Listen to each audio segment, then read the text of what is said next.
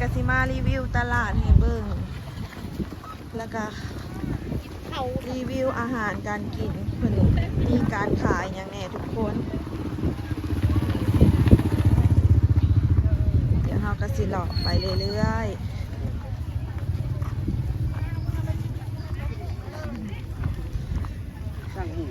ซื้อแหนมหมูพอค่ะ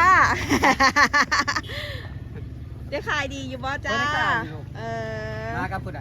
มากับหลานมาซื้อซอยเพื่อนในเด้อทุกคนนี่หมูไอ้กี้งามๆนี่เจ้าของขายกระใจดี มาซื้อธงแถมธงเด้อ ซื้อธงแถมธงตลาดนัดบ้านปักเป่งเด้อปนุน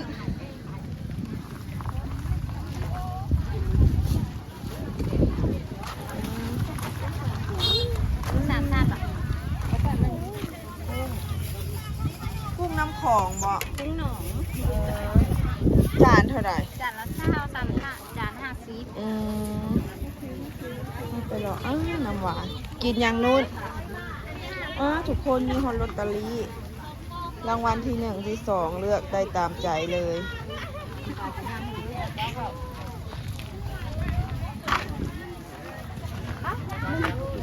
คนหลายได้ทุกคน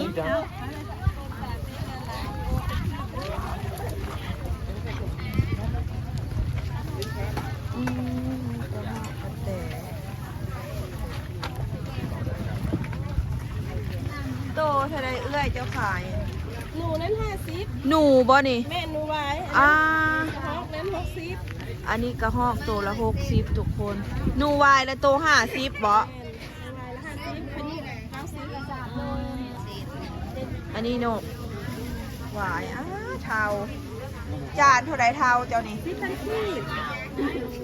เทาใหม่บ่หรือเทาเนี่ยเอาจานได้แล้วทุกคนซื้อเทาก่อน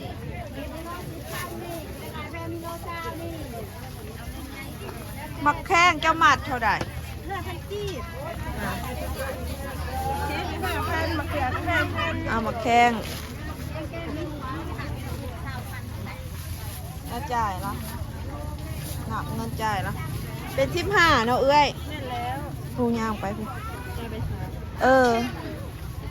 ให้น้องนุ่นจ่ายเงินไปเลาะเบิ่งก่อนบางเถื่อกลับคืนมาเอาหนูหวายขอบใจได้แล้ว1อย่างทุกคนอันนั้นเป็นอาหารทะเล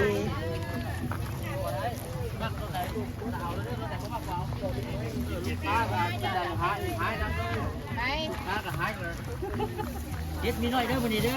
โลเท่าไหร่โล40เด้อเครื่องโล20,000เครื่องโล5,000ละว่ะว่ะ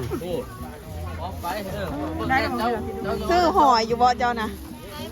ป่านนี้จะเห็นหน้าเห็นตางามกว่าเก้าจนหลุดบึ้ง ขอบ เด่นใจหลายๆใหญ่แล้วบ่บักอ้ายนะใหญ่เลยปอไปซื้อจะมีดแล้วว่าได้โอ้ยบ่ได้อันนั้นได้ดีว้าวโลดมาพ่ออันเมตินเพิ่นหักซื้อหอยให้ตะกี้แล้วเป็นแม่ค้าหอยเนาะเดี๋ยวนี้เพิ่นงามเลย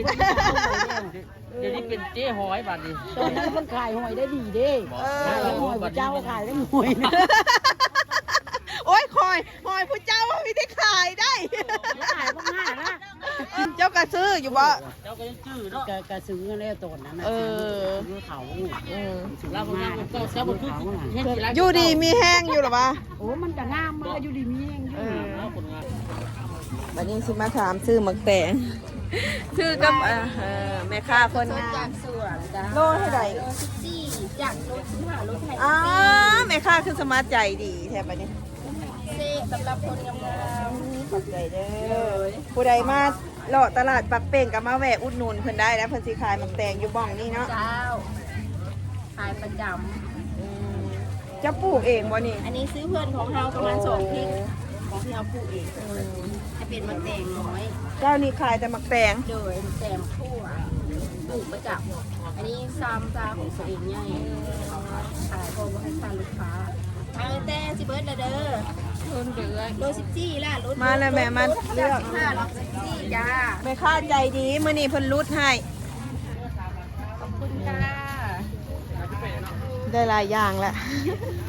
ไว้งานก่อน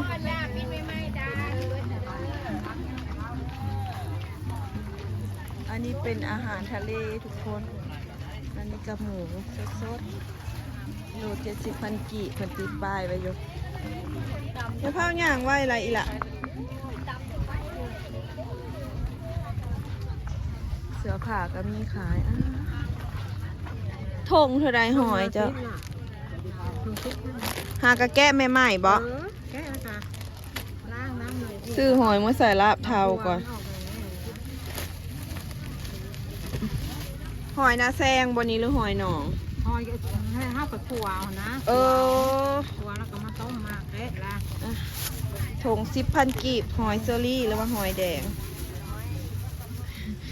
จ่ายไหมล่ะ10,000วันนี้ให้น้องนุ่นเป็นคนจ่ายเงิน เป็นคนถือกล้อง มันมีใหม่น้อยเลยนะ เอาไปนับให้10,000ฮอดอยู่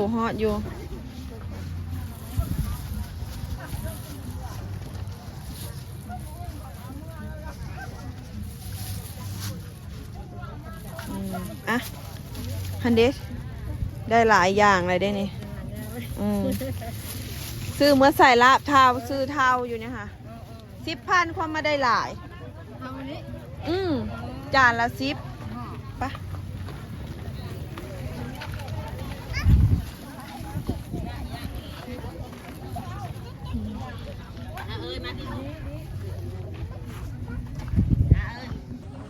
แต่นี่เขาก็เลาะสุดด้านหนึ่งแล้วทุกคนเลาะไปอีกขายเสื้อผ้ากันหนาวเลยแ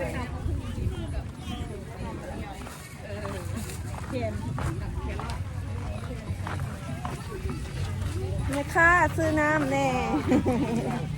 เอาอันนี้ซาไทย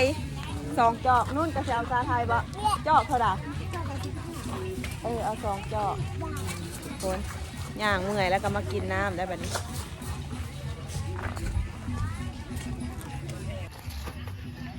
ซื้อน้ำให้นุ่นกินก่อนน้ำทรงมันเด้อ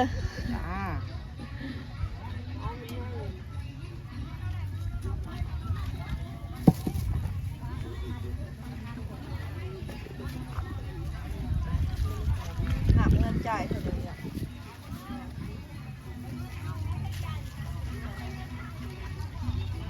เอาไป22 ใบ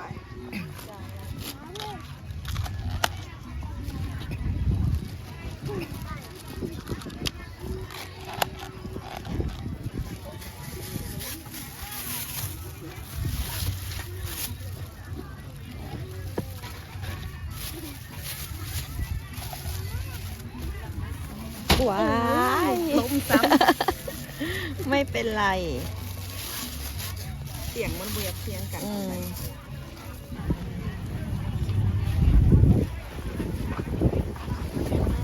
อันนี้ก็พาบวบทงเท่าไรคุณแม่หมักเพชรเจ้านะ 10,000จ้า 10,000 กีบ อันนี้เป็นน้ำหวานทุกคน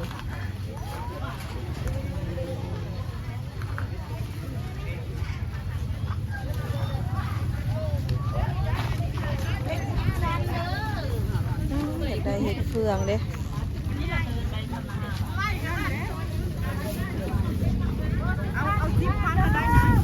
เบ้เห็ดเฟืองเจ้าเท่าไหร่อันนี้นะงามแท้เอาเครื่องโลก็ได้ปะเอาเท้าเนี่ยเครื่องโล เอาเงินทอนตอนนั้นยังได้ ก็ยังมีเนาะเท้ากะ เท่าผม15ละมีชิปก็มี3มี5ก็มีเป็นไฟที่เลือกเอานะเท้านี่แหละนุ่นเลือกเป็นบนนุ่น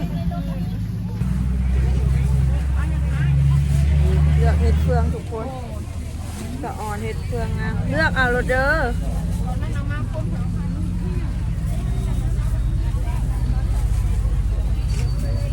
ได้นี่ถูก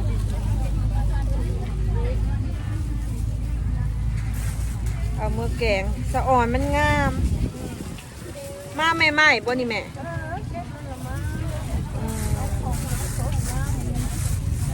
สดๆใหม่ๆอาทิตย์เบิ่งหนูหาจักว่ากายแหละ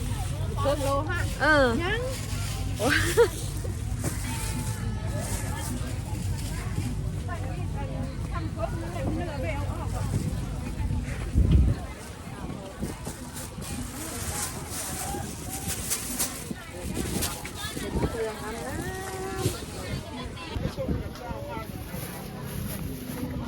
ใส่นุ่นเงินป้าทุกคนถูกน้องนุ่นคือขนาดเลยเขาคือบอกไม่ได้ซื้ออย่างไรซื้อแต่หมักแตงกับอันหอยกับหมักแข้งหมักเขือหมักแข้งกับอันนั้น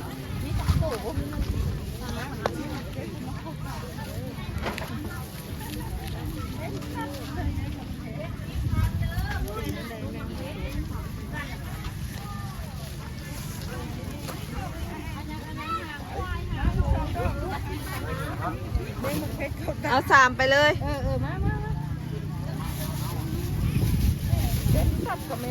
าได้หลายปลาโทเนาะครึ่งโลก็ได้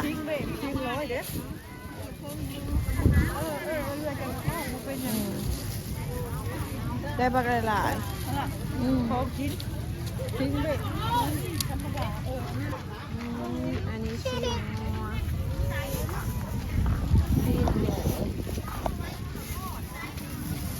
งามนะ ซีนงัวหรือซีนควายแม่ ควาย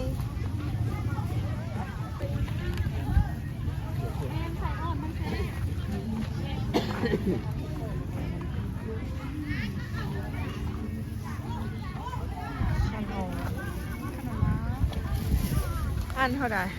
อันนี้4ก้อน10อันนี้8ก้อน10 อันนี้4ก้อน10อันนี้8ก้อน10เอาอันนี้10,000มาซื้อขนมมันมาฝากน้องแนนก่อน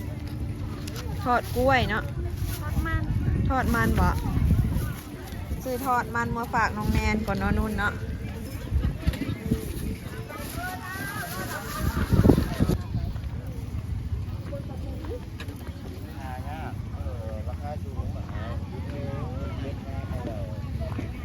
แต่ย่ามมันแท้ๆก็ยังโลละ30 หอยโข่งยามนี่ก็มีเนาะ นี่เรื่อย โลเท่าไหร่เจ้าขาย 10,000 กีบได้ โล60,000 จ้า ค่ะมันเจ้าเลี้ยงไว้บ่ เลี้ยงไว้ในหนองบ่เก็บมาปล่อยยามนั่นเนาะยามนี่แหละเอามาขายราคาดีค่ะ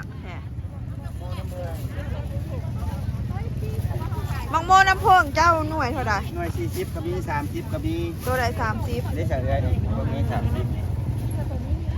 อันนี้40อันนี้ ก็บึก น้องโมแดงนี่ก็40คือกัน แม่นเรื่อย อันนี้แดงอันนี้น้ำเพิง แม่น้ำผึ้งหาก็ได้มาเลย เออ เพื่อนหาก็มี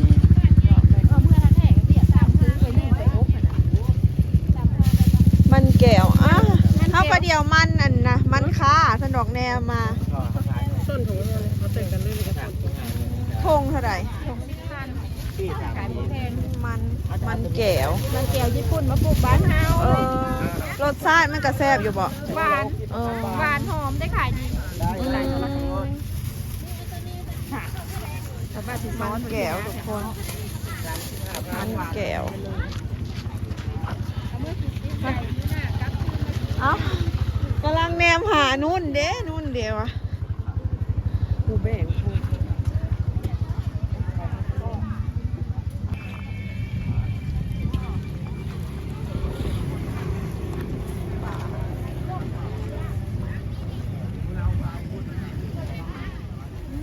หน้านี่เป็นหน้าผักกระเดาเนาะ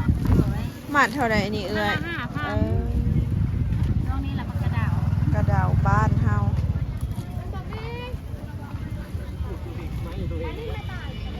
อันนี้ขายโรตี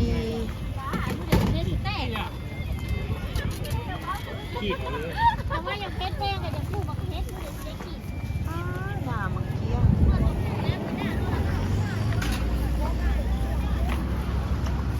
ขายใส่กรอกอีสานปี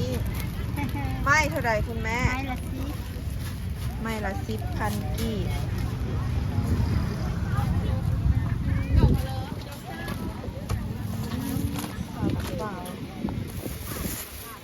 ก้อนเท่าไรซาลาเปา ลูกละสิบพวกลูก50 ก้อนละ10,000 6 ลูก50,000นมเหนียวแล้วคือเป็นตาแซ่บค่ะ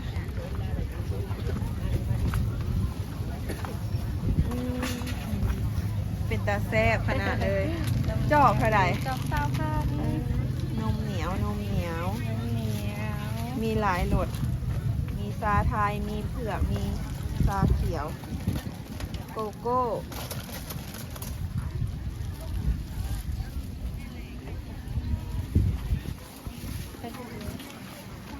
ไปอ่ะ